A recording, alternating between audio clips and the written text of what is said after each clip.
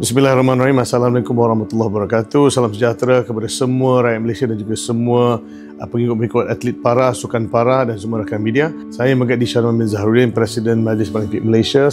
Sekarang kami berada di Dubai, di Pullman Hotel Dubai Creek, di mana 39 Asian Paralympic Committee bermesyuarat di sini sempena Asian Youth Para Games yang akan berlangsung pada 10 hari bulan hingga ke-14 bulan Disember. So, Alhamdulillah, atlet Malaysia kali ini kita menghantar selama 53 orang kontingen, 29 atlet ke tamasya sukan berprestij ini.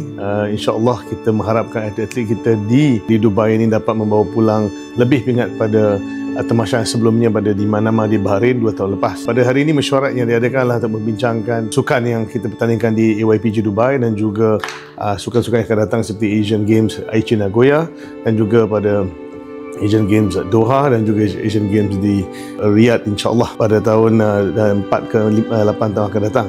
Tapi untuk makluman semua, Alhamdulillah semua ahli lembaga pengarah berbincang dengan baik dan bertukar pandangan, mempunyai idea masing-masing, dan paling penting adalah kita bersekutu untuk memajukan sukan ini. Pertukaran idea, perbincangan itu ke arah memastikan pemerkasaan Asian Paralympic Committee ini di peringkat yang tertinggi dan diberikan terbaik kepada semua NPC seluruh Asia, 45 negara, di mana kita bekerja dan untuk berjuang untuk NPC di seluruh Asia dan juga kepada semua atlet Paralimpik seluruh Asia ini.